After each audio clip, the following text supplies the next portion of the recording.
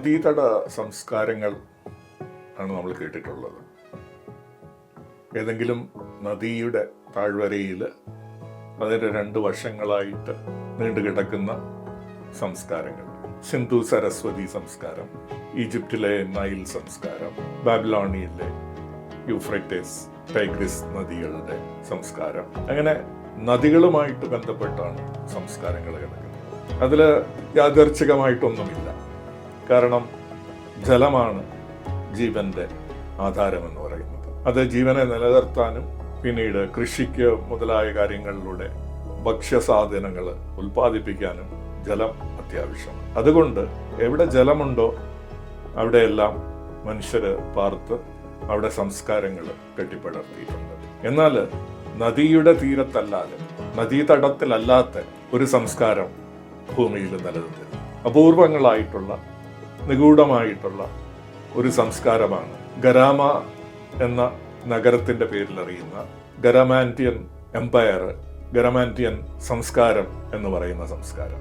ഇത് നോർത്ത് ആഫ്രിക്കയിൽ സഹാറ മരുഭൂമിയിൽ ഏതാണ്ട് 1000ഓളം വർഷം നിലനിന്നിരുന്ന ഒരു സംസ്കാരമാണ്. ഏതാണ്ട് 500 BCE മുതൽ 500 CE വരെ ഈ പ്രദേശത്ത് ഒരു നദിയുമായിട്ട് ബന്ധപ്പെടാതെ മരുഭൂമിയിൽ വളരെ സമൃദ്ധമായിട്ട് കൃഷിയും മറ്റുമെല്ലാം പരിപാലിച്ചുകൊണ്ട് വളരെ വിപുലമായിട്ടുള്ള ഈ ഒരു സംസ്കാരം നിലനിന്നിരുന്നു.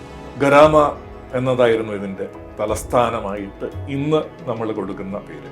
അവരുടെ ശരിയായിട്ടുള്ള പേര് എന്തായിരുന്നു എന്ന് നമുക്കിന്ന് അറിയാൻ സാധ്യമല്ല.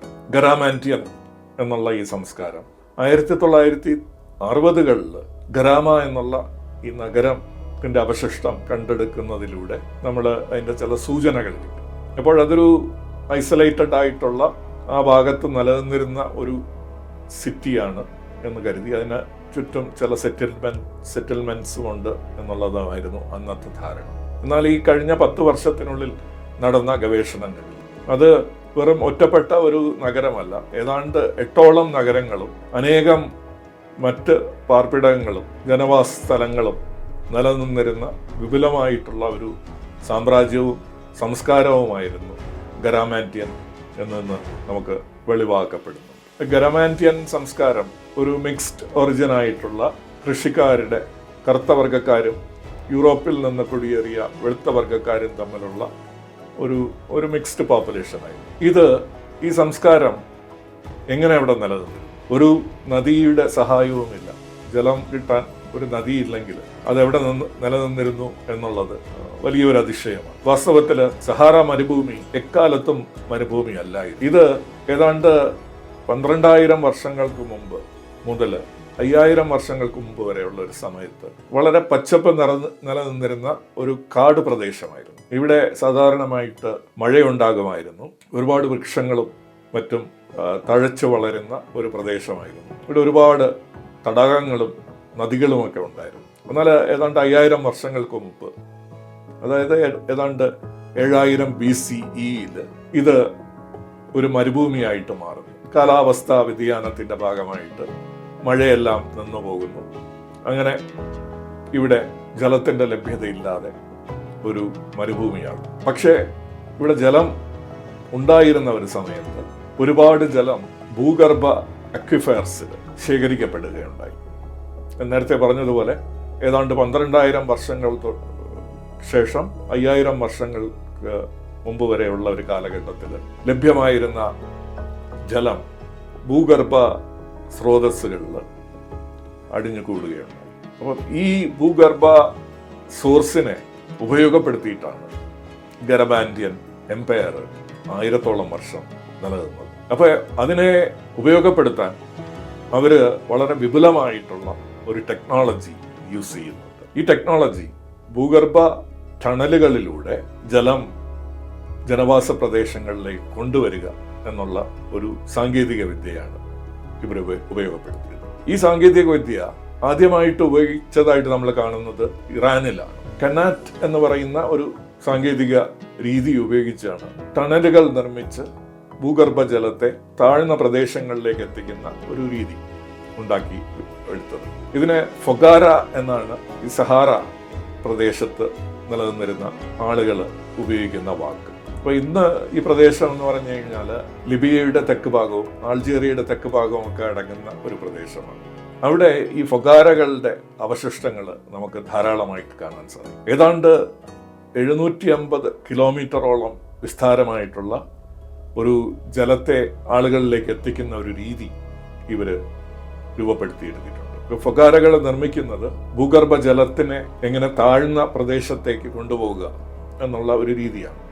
ഏതാണ്ട് 75ഓളം ഫൊഗാരകൾ ഈ ഗരാമാന്റിയൻ എംപയറിന്റെ പ്രദേശത്ത്, അത് തന്നെ ഏതാണ്ട് 2 ലക്ഷം സ്ക്വയർ കിലോമീറ്റേഴ്സ് വിസ്തൃതിയുള്ള ഒരു പ്രദേശത്ത് നിർമ്മിക്കുകയുണ്ടായി. ആ ഫൊഗാരകൾ മെയിൻറ്റെയിൻ ചെയ്യാൻ വേണ്ടിയിട്ട്, അതിനെ നിലനിർത്താൻ വേണ്ടി, അതിനെ സുരക്ഷിതമായിട്ട് പ്രവർത്തന സജ്ജമായിട്ട് എപ്പോഴും നിലനിർത്താൻ വേണ്ടിയിട്ട് ഇവര് വെർട്ടിക്കലായിട്ടുള്ള കിണറുകൾ കുഴിക്കുകയും ആ കിണറുകളിലൂടെ ഇതിന്റെ മെയിൻ്റനൻസ് നടപ്പിലാക്കിക്കൊണ്ടിരിക്കുകയും ചെയ്തു.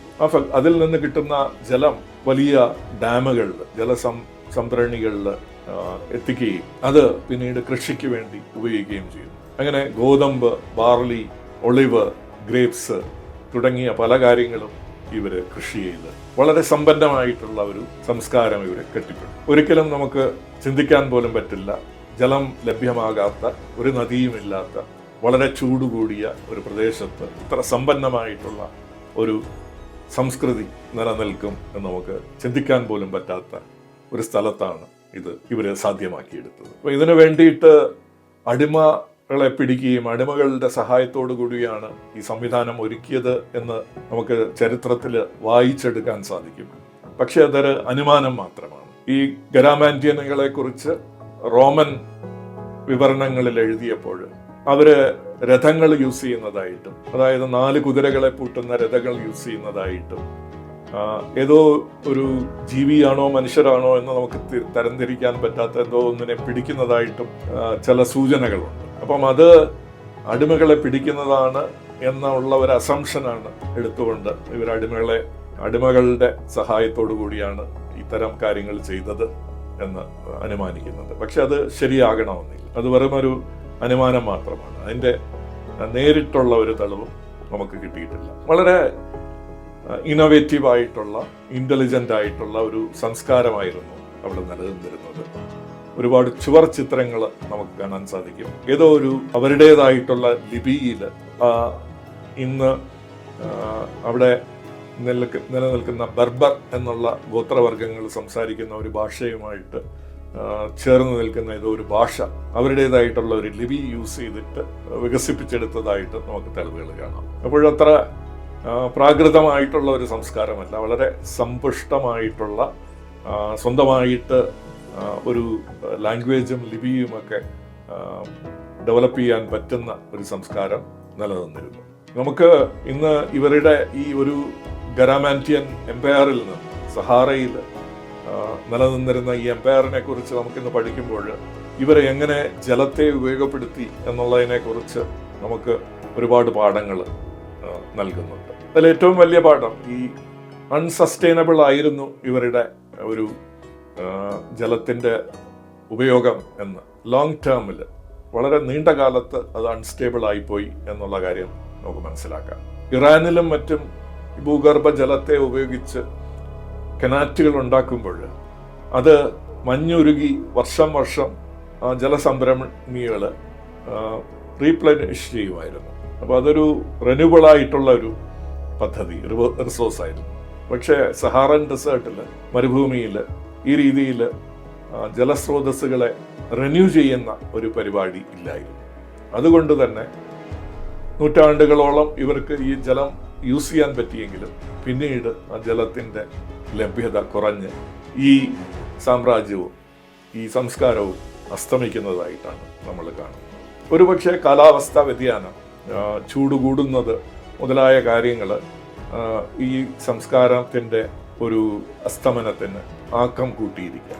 ഇതിലെ വളരെ ഇമ്പോർട്ടൻ്റ് ആയിട്ടുള്ള പാഠം നമുക്കിന്നുള്ളത്, ഇന്ന് ആഗോളതാപനത്തിൻ്റെ കാരണത്താൽ ജലത്തിൻ്റെ ലഭ്യത വളരെ കുറഞ്ഞ് വരികയാണ്. എല്ലാ പ്രദേശങ്ങളും മഞ്ഞുരുകി ജലം കിട്ടുന്ന ഹിമാലയത്തിൽ നിന്ന് വരുന്ന നദികൾ തൊട്ട് മഴയുടെ സഹായത്തോടുകൂടി വരുന്ന സ്രോതസ്സുകൾ തുടങ്ങി എല്ലാം ഇന്ന് വലിയൊരു പ്രതിസന്ധി നേരിടുകയാണ്. പ്രതിസന്ധിയെ തരണം ചെയ്യണമെങ്കിൽ ഈ ഫൊഗാരകൾ എന്ന് പറയുന്ന രീതിയിലുള്ള ടെക്നോളജികൾ നമ്മൾ ഇനി വികസിപ്പിച്ചെടുത്തേണ്ടി വരും. ഭൂഗർഭ ജല സ്രോതസ്സുകളെ നമ്മൾ കൂടുതൽ ആശ്രയിക്കേണ്ടി വരും. പക്ഷേ അത് സസ്റ്റൈനബിൾ ആയിട്ട് ചെയ്യണം.